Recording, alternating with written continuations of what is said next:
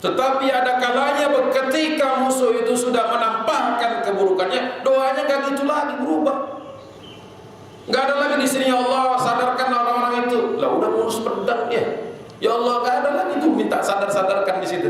Sudah rasa bahasa Rasulullah, Allahumma ahilhum al-ghada, ya Allah lumatkanlah mereka itu pagi ini juga, karena besok harinya ini peristiwa. Jadi kadang-kadang kita ketukar. Udah jelas-jelas dia datang membawa kerusakan, kefasikan, masih juga kita doain. Udah jelas dia niatnya memang mau menghancurkan umat. Kalau mau doain itu sebelum ketemu, waktu dia masih kasak kusuk, kita masih beribadah, gak ada ancaman secara langsung, boleh kita doain. Lalu sudah di depan, sudah siap menghancurkan, doanya Rasulullah mengajarkan kita berubah doa Nabi. Jadi Rasulullah juga tahu kapan timing doa, kapan mendoakan kebaikan kepada orang jahat, kapan kemudian ini sudah di depan, masih doain lagi, keliru, kurang tepat sebagaimana yang dicontohkan Rasulullah di perang Badar. Tetapi ada juga yang menarik perhatian Rasulullah setelah ucapan ini. Waqad qala Rasulullah sallallahu alaihi wasallam, qad ra'a Utbah bin Rabi'ah. Dari jauh kayaknya ada orang yang namanya Utbah bin Rabi'ah. Bagaimana mungkin bisa kelihatan orang yang masih agak jauh itu? Fil qaumi ala jamalillahu ahmaq. Cirinya gampang kata Rasulullah. Itu orang yang aku lihat menunggangi kuda, menunggangi unta merah. Itu Utbah bin Rabi'ah. Kalau unta itu semuanya hitam, yang merah pasti nonjol, ya kan? Sebagaimana kalau kita pakai baju putih semua, ya yang berbeda warna pasti menonjol. Jadi Rasulullah melihat di sana kayak ada Utbah bin Rabi'ah. Dan atas petunjuk dari Allah Subhanahu wa taala, Rasulullah mengatakan, "In yakun fi ahadin minal qaumi khairun." Jika ada satu orang di antara kaum itu yang membawa kebaikan, atau masih mungkinlah itu memberikan kebaikan sebelum ma'rakah ini terjadi, sebelum pedang berdenting, sebelum pedang beradu, masih ada satu kemungkinan kebaikan. Fa inda sahibil jamalil ahmar, kata Rasulullah. Jadi sambil ngomong pada sahabat, kalau saja mereka itu mendengarkan ucapan-ucapan pemilik unta merah ini beberapa saat lagi, in yuti'uhu yarshudu, in yuti'uhu yarshudu. Kalau mereka mentaati dia, omongan dia sekarang ini lagi kusuk-kusuk, kata Nabi. Kalau dia dengerin omongan Utbah bin Rabi'ah, mereka mungkin terselamatkan. Jadi last minute istilahnya. Kan kadang-kadang ada kita sebagai Nabi pernah tertidur ketika mau menuju, ada niat menuju pasar, tertidur Rasulullah waktu membalakan kami, tertidur. Itu di last minute, dibantu sama Allah untuk tidak datang ke tempat yang waktu itu banyak maksiatnya. Kita juga kadang-kadang sudah mau berangkat, udah oke sama teman mau berangkat kemana tempat yang mungkin tidak bagus, tiba-tiba di tengah jalan mobilnya kempes atau apa, kemudian akhirnya nggak jadi, semua tuh maksiat. Last minute ini bukan sesuatu yang direncanakan. Ada kalanya kita udah siap lulus berangkat, tahu-tahu ada aja masalah, nggak jadi berangkat. Kata Rasulullah, seandainya mereka masih sempat dengar itu satu orang ngomong itu nanti, yang syudu, mereka akan apa istilahnya, diberikan arah atau petunjuk, bukan huda. Kalau huda berkaitan dengan keimanan, yang syudu, jadi semoga mereka itu melancir ke belakang, ke samping, nggak ketemu dengan ajal mereka. Karena perlu diperhatikan nanti setelah babak ini, ketika Rasulullah itu merapikan pasukannya, Rasulullah menunjuk tuh, si Anu mati di sini, si Anu mati di situ, nanti si Anu mati di ujung sana, nama-nama orang-orang Quraisy. Jadi sahabat itu sudah dikasih previewnya siapa yang bakal terbunuh 70 orang itu, dan semuanya benar itu posisinya. Nanti para sahabat menemukan mayat-mayat mereka persis di tempat yang dituju Rasulullah. Ini bakal mati di sana, ini nanti di sana. Kita nggak tahu mati di mana, tapi kita berharap husnul khatimah. Kita nggak tahu mati kita di mana, nggak ditunjukkan. Alhamdulillah, ngeri juga.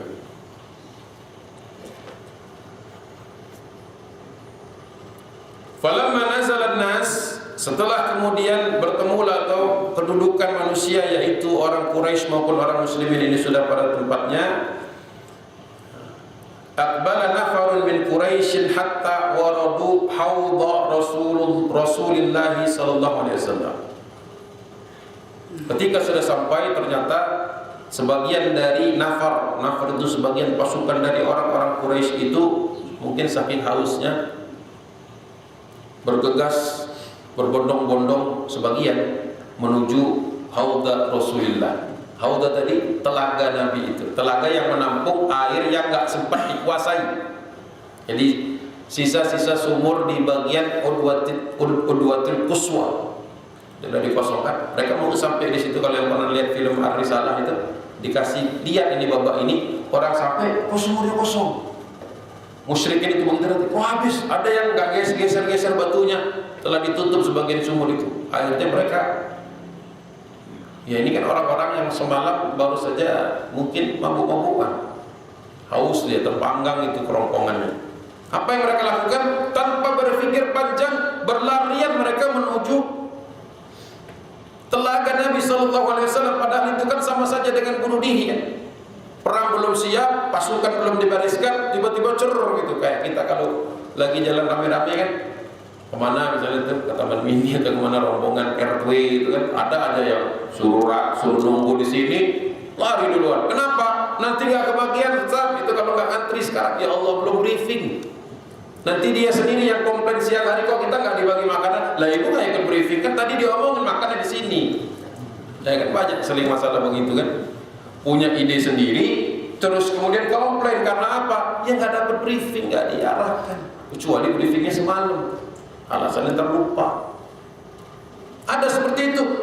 Mirip ini, walaupun ini konteksnya berbeda. Fihim, di antara orang yang lari-larian itu, fihim Hakim ibn Hizam, belum radhiyallahu anhu, masih musyrik. Berarti kita tahu kalau Hakim ibn Hizam ini kan hidup di zaman Rasulullah. Berarti ini termasuk orang yang sedikit yang selamat dari Badar itu. Faqala Rasulullah sallallahu alaihi wasallam, para sahabat lihat mangsa empuk nih kan.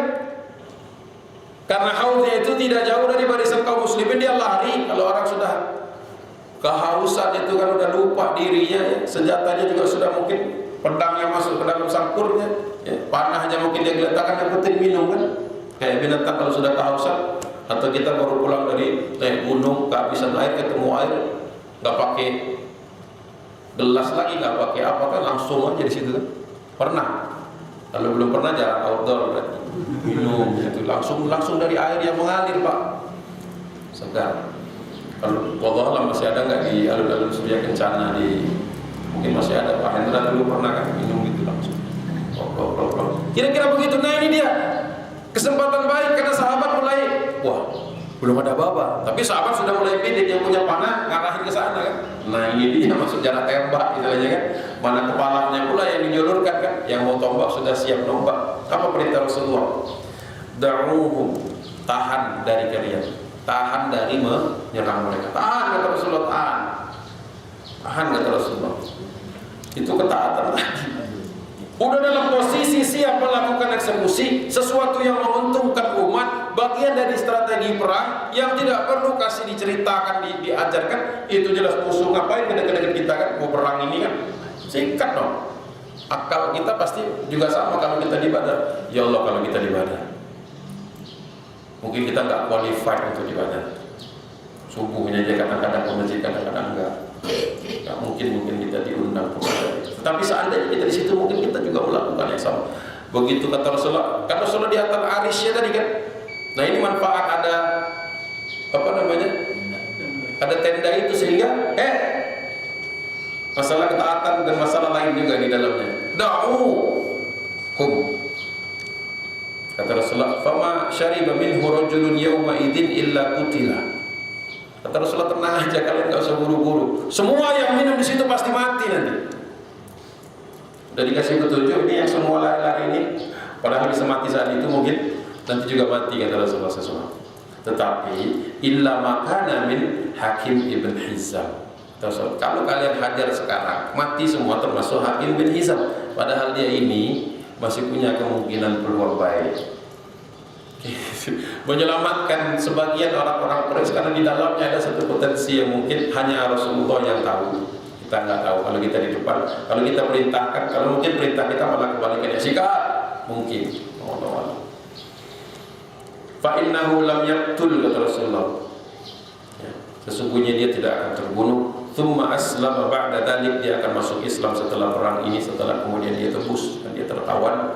Fahasuna islamuhu, bahkan Islam itu nanti bagus, hasan ya. Fahusna islamuhu, idza ijtahada fi yaminihi, nanti dia akan punya banyak kesempatan berjihad untuk Allah. Dan ketika dia banyak ditanya, ketika dia berada di, kalau bahasanya yaminihi itu di sebelah kanannya atau sedang dalam perang, nanti orang akan bertanya, wahai Hizam, bagaimana dirimu?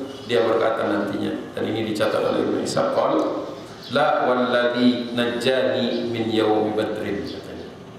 Jadi sesungguhnya, kenapa dia ditanya orang, kenapa engkau berjihad sebegitu semangatnya? Tidak, karena sesungguhnya, bahkan sesungguhnya aku sudah diselamatkan di perang Badar. Jadi dia betul-betul mengapresiasi. Kan ada orang yang sudah bergelimang dosa, tiba-tiba Allah angkat, Allah selamatkan, keluar mantan preman kalau bahasa kita. Kalau ditanya kenapa bang, sekarang begitu semangatnya berislam? Iya deh, dulu sebenarnya saya hampir aja mati, overdosis lah, atau mati terbunuh, atau perang parkir kan, wilayah lahan parkir, tapi Allah selamatkan. Ini cara saya untuk mensyukuri kesempatan yang Allah berikan. Seandainya tidak diberikan, tentu saya tidak ada di sini. Sama kita juga mungkin punya masa lalu di mana kita mungkin jauh dari Islam, yang kalau tidak terkena Islam mungkin kita juga sama di situ, nongkrong-nongkrong nggak jelas, malak-malakin orang, jadi sumber masalah masyarakat. Sahih, ada. Pasti kita semua punya masa lalu yang belum tentu bisa kita banggakan. Karena ditutupi Allah, kita bisa duduk di sini saling husnuzan ya. Oh iya. Kalau dibuka Allah semua ada di kepala kita kayak filmnya gitu, nggak ada yang berani keluar rumah, malu saking malunya. Tetapi alhamdulillah kata Rasulullah, ini Hakim bin Hizam punya story lagi nantinya. Seperti apa? Ya tentu saja mungkin karena waktu yang terbatas. Alhamdulillah hari ini kita dapat 2,5 halaman. Mudah-mudahan apa sedikit yang bisa saya sampaikan ini ada manfaatnya. Mohon maaf atas kesalahan-kesalahan yang mungkin saya lakukan. Billahi taufiq wal hidayah. Billahi taufiq wal hidayah. Assalamualaikum warahmatullahi wabarakatuh. Saya kembalikan ke pemandu acara. Bagaimana selanjutnya? Atau sudah selesai? Atau masih ada tanya-tanya jawab atau apa?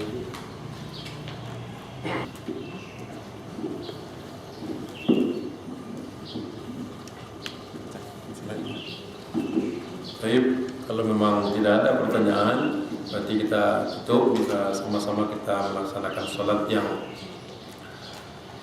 ganjarannya itu umroh tamah Rasulullah yang sempurna. Barang siapa yang sholat subuh berjamaah di masjid, kemudian dia tidak meninggalkan tempatnya, baik itu melaksanakan zikir atau melaksanakan kegiatan-kegiatan yang bermanfaat, berfaedah di dalam masjid, kemudian setelah matahari terbit dia melewatkan waktunya sedikit, kemudian dia melakukan salat 2 rakaat, teruslah seperti orang yang mendapatkan umroh secara sempurna.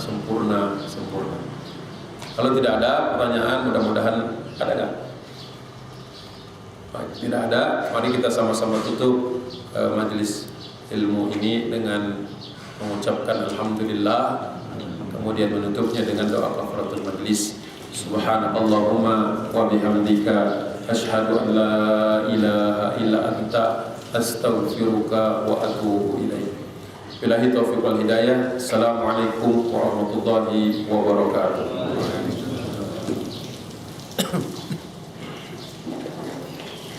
Bapak dan Ibu, mungkin belum selesai. Ada sarapan pagi yang sudah disediakan oleh salah satu jemaah kita. Semoga kita bisa menikmati dan menikmati bersamanya. Pengumuman juga nanti jam 7 insya Allah kita akan melakukan kerja bakti baik di masjid maupun di lingkungan masjid ini. Jadi bagi warga